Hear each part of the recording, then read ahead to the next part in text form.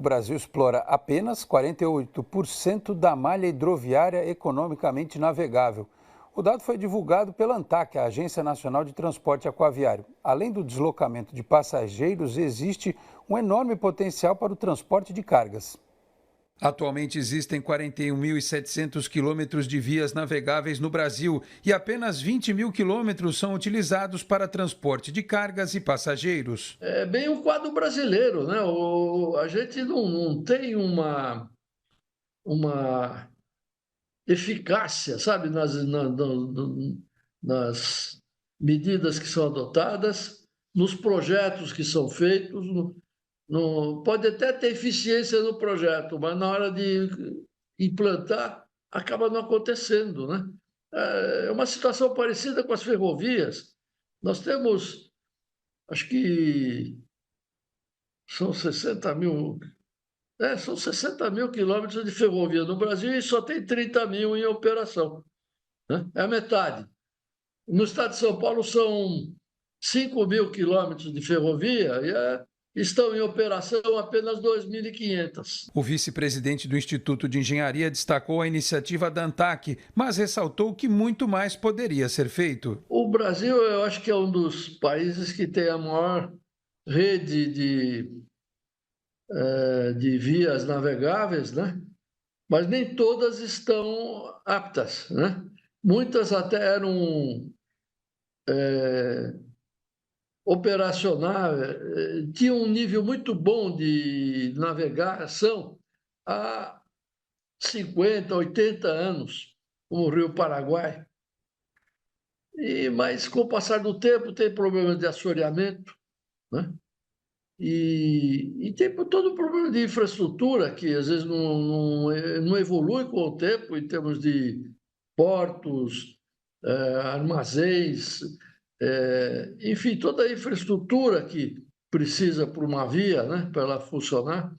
E às vezes fenômenos naturais que aparecem com mais evidência com o passar do tempo, como essa parte de rochas na via, precisa fazer um derrocamento, né?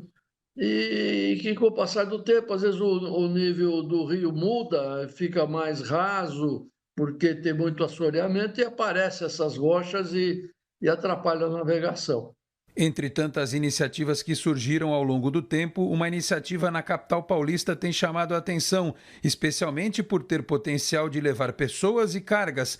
Trata-se do Plano Municipal Hidroviário da Prefeitura de São Paulo. Eles começaram com o passageiro, mas o maior foco da Prefeitura nesse projeto, nós fizemos uma apresentação aqui do Instituto de Engenharia, do pessoal que fez esse planejamento. Eles estão enfocando muito carga, viu? Principalmente do Pinheiros e no Tietê. O grande objetivo é transporte de material de construção, demolição, enfim, essa carga que precisa, uma barca pode ocupar lugar de 10 caminhões, 18 caminhões, uma barca só consegue fazer o equivalente. Então fica mais barato, polui menos, né? E outra, usa uma via que não está congestionada, né? Por exemplo, o que eles fizeram na represa Billings, da prefeitura, colocou uma conexão entre uma linha de ônibus de um lado ao outro da represa, um barco chamado aquático, né? É um ônibus aquático, né? Ele um percurso que fazia mais de 1 hora pelas corredores de ônibus, corredores exclusivos, eles estão fazendo em 17 minutos através do lago. E estava sucesso total, viu? E a população gostou, aprendeu facilmente.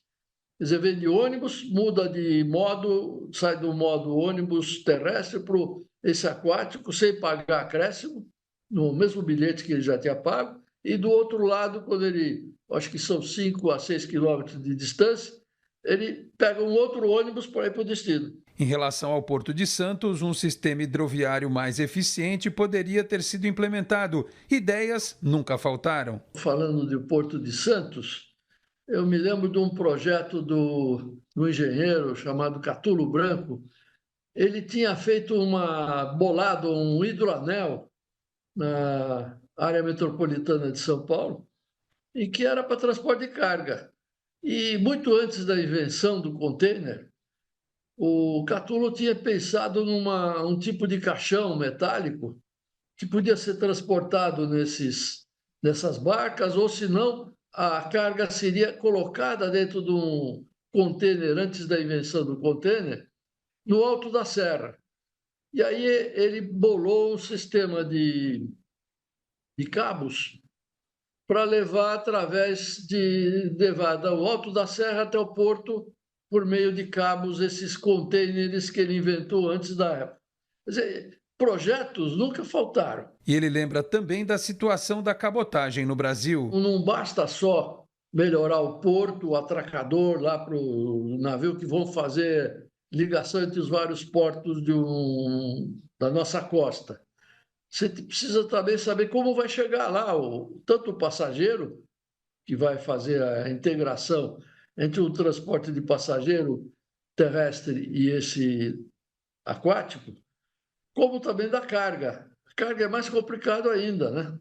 Hoje, no Porto de Santos, eles estão lá sofrendo um horror com a descida da serra, que está toda pela Anchieta.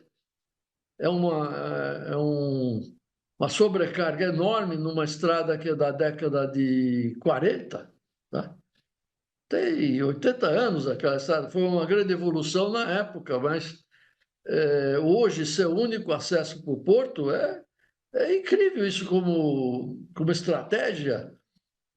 Preocupa, sabe? Vale lembrar que em 2023 a ANTAQ lançou em conjunto com o Ministério de Portos e Aeroportos o Plano Geral de Outorgas Hidroviário, que tem a intenção de aumentar significativamente a malha hidroviária economicamente navegável e melhorar a infraestrutura das hidrovias já utilizadas.